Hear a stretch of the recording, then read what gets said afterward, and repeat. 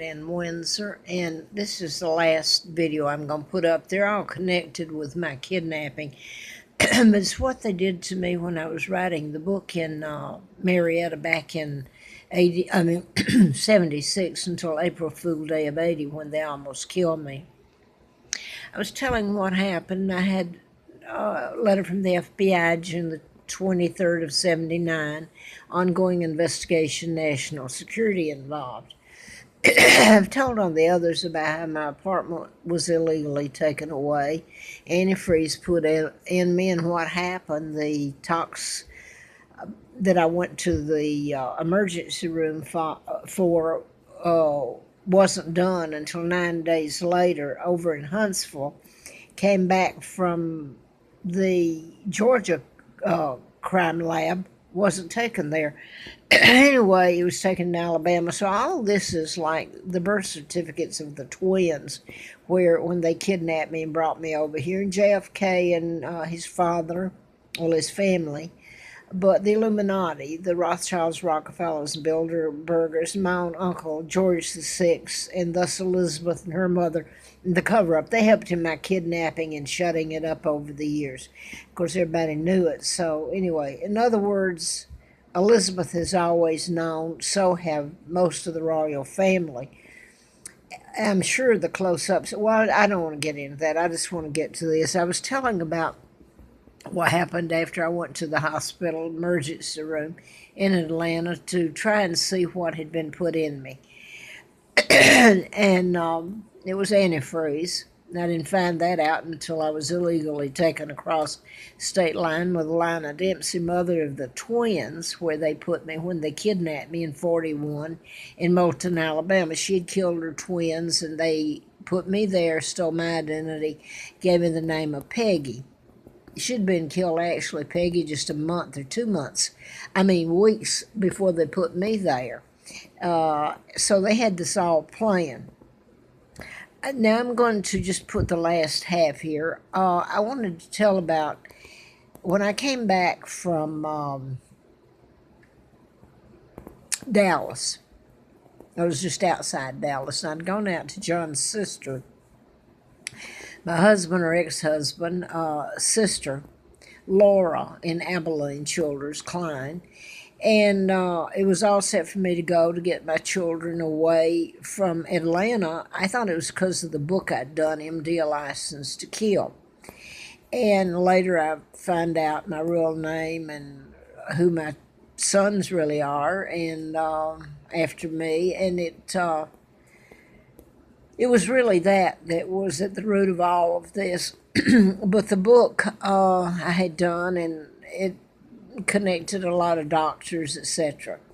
So I'm going to skip to, anyway, I got to just outside Dallas, and I was able to spend the night, call Laura, and suddenly I'm no longer welcome, where I'd called just before I left Atlanta.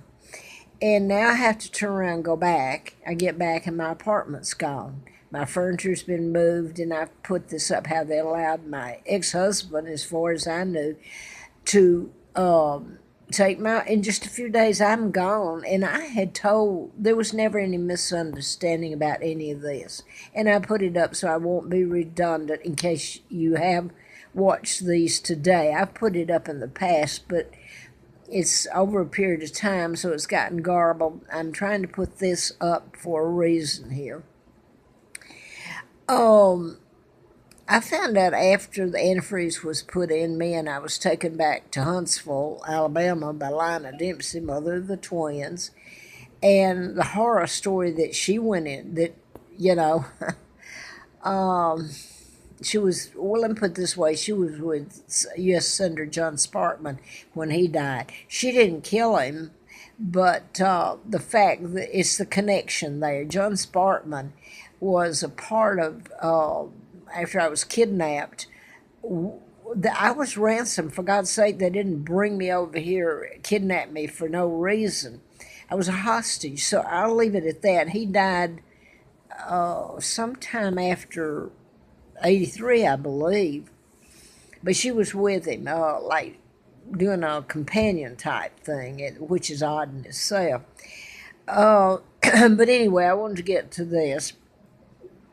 When I went back and my apartment was gone, and this happened, I went to Lois Pearson's because it was so bad, the apartment. John had been allowed to have my key, move my furniture, and a new lease in his name using my deposit. All of it illegal, no misunderstanding of any of this. Came back, and that's what had happened. Had the antifreeze put in me, April Fool's Day of 80, over across the state line, and hell all over again. And I'm going to put this part. When I went back, I'd gone to D.C., and with the book, with a letter from the FBI, I still had it then. I had the talk screen done, and where I'd sent the book in to publishers, and Revell had put it before their board. I had that. They rejected it, but it had gone before their board. And a lot happened up there. I'm literally on the street up there. And then when I tried to go back to Atlanta, because I've been shut down and made a pauper and no money. So I'm not going to tell what happened to me, but my suit, I was carrying this luggage bag. Well, God, it's about like this one right here. It just bald. Wow, only that mine was full, and I was carrying, had the book, letters from the FBI, all that. So it was taken from me, and wow. And I got back to Atlanta, and I'm walking and scared to death. And I went to walked out to Marietta Police Department, sit down, going to get my divorce enforced. Because they had alimony, it had child support, but the children, when all that happened, John took my apartment, and they let him, and I was in no condition. Lionel Dempsey had a hold of me over in Huntsville, even though I worked for the district attorney. They told me not to talk about it. They weren't on her side. Let me tell you, they weren't.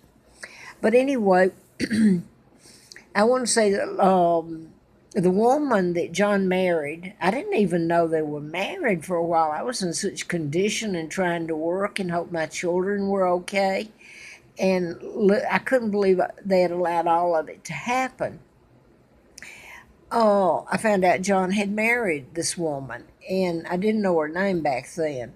But in 82, when I went back there, after being up in D.C. and logging that in to Ronald Reagan at the mailroom, it's that big that you sign in. It's not just a sheet, it's a whole book over a period of time. Reagan, his son, his adopted son, came out with a lapel on. I thought, my God, that's his son. He's a talk show host, Reagan. It's his adopted son. So I logged it in, gave it to him with a letter from the FBI on top of the book. It was all, the book was bound, so they'd know what was in it, and a letter from Revell, publisher. So then when I get back to Atlanta and having to walk and all that was done to me and all that stolen from me, the book, the letters, everything. Okay, I get back to Atlanta and I go to try to I'd have some money. And I'd never collected the alimony from John. And I've put up here the divorce papers stated, and he dictated it to my attorney at the time, that anything he ever had, I would have half of it, had or would have, and that it didn't matter if we were remarried or what. I was remarried, it would be the same. I would get it. And, well, as far as I knew, he didn't have anything at the time, but he was supposed to, but then I don't know. As far as I know, he worked for the CIA. I didn't know it until about 1980. This is 82. I never saw a paycheck from them, okay?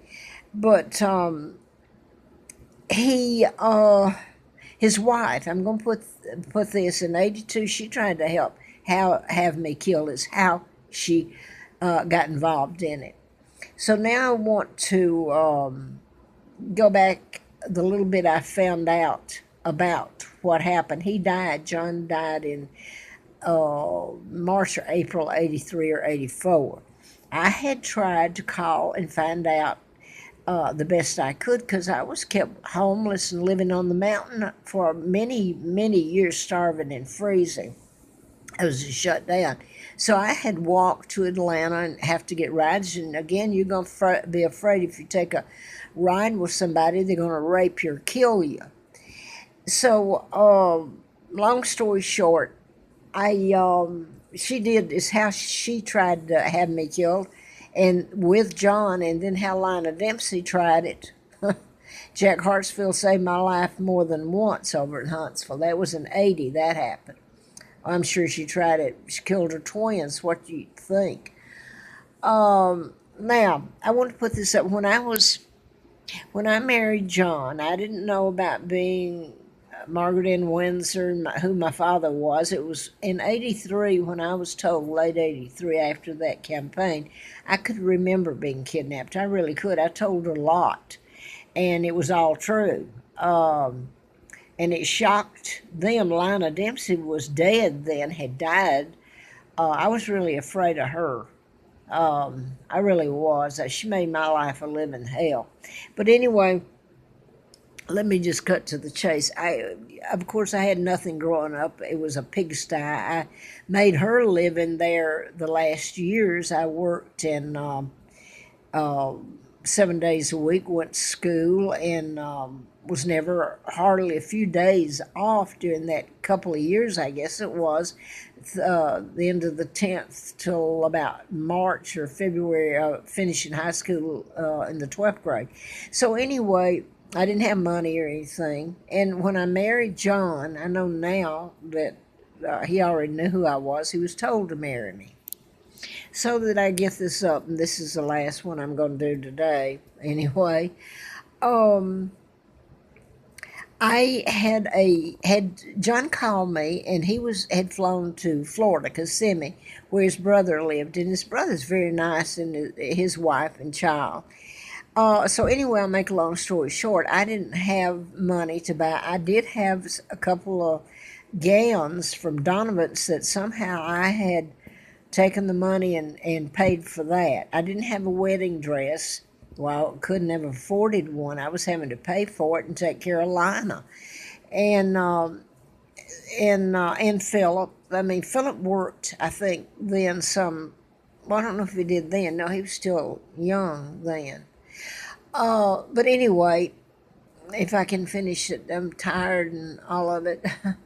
I went to Lerner's. It's like a Walmart $5 dress you buy off the rack to get married in. So I did have a couple of gowns that were nice. And John had called. We were supposed to be married later and weren't, but it wouldn't have made any difference. I wouldn't have had the money. So the ticket was out the airport, and I flew down to Kissimmee, and was married. And come to find out, this is the way this played out: is Hart, Schaffner, and Mark suits and Florsham shoes, and he had two cars, a brand new Cadillac like Elvis had, convertible. He had an Imperial, which was one of the Chrysler Imperial, really expensive too.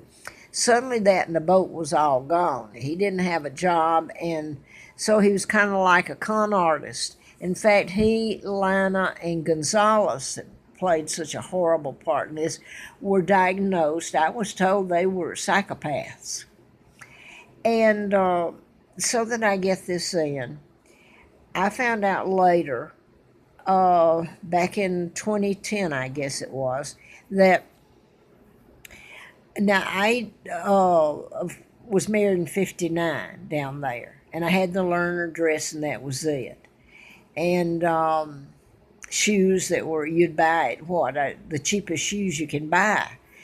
So, and it was a blue dress of all things, and sleeveless, and not appropriate for a wedding, and it was done in their home, his brother's and his wife's home, and they were very nice people. Now, I wanted to tell what happened later after this woman married John, and all this happened to me, and prior to me being flown out to Flint's, but I didn't find out about it, all of this, until about this part, what happened when they married. I didn't even know they were married because I'd almost been killed then, April Fool's Day of 80. So what I found out was that they took my two children and they made them go and get measured and everything for tuxedos for their wedding. This woman, and her name is Twyla Pollen or Pollard.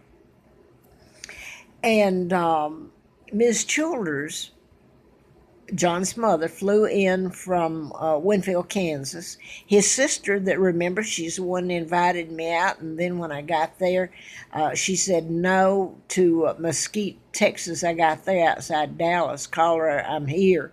And in a couple of days, while I was en route, she changed her mind. I went back, my apartment was gone. John had taken it, and then I had antifreeze put in me.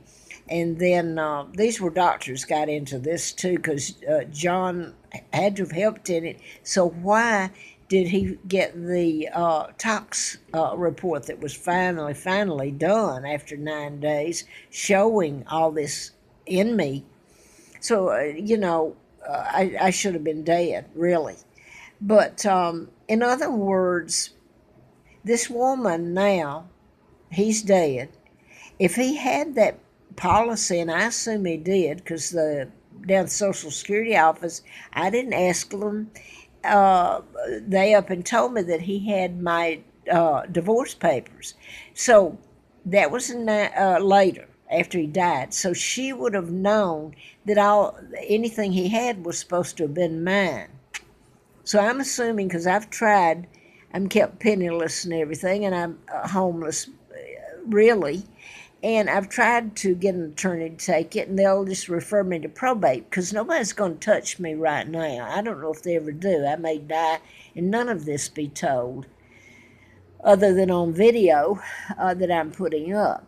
But the woman has continued. He died in 93 or 94. So if there was a policy, and there should have been, whatever it was, it belonged to me, whether he kept a $100,000 policy or whatever. So she got it. So I'm quite sure she's, in other words, that's part of the reason I talked with people on the phone, attorneys trying to get one. They said have to go into probate, and it would be a mess if I got somebody to go in and I was able to collect anything to keep me off the street, let me have some decent food and a few decent clothes. Because a friend of mine, Christmas, well, she wasn't just a friend, she was supposed to be a relative. She called me and found out about me. She's on the side that would be from England, royal family, distant cousin. But she sent me stuff so that I had some clothes and Christmas present. And she was very nice to me. She spent a few bucks in December for me. And I will always appreciate what she did. Other than that, she was going to help me find a place to live. And I guess she really meant to, because I know that she made phone calls on my behalf. And somebody stopped her. So I'll leave it at that. But I've had every civil right. My children, I don't know where they are, if they're still alive. So that's about it right at the moment.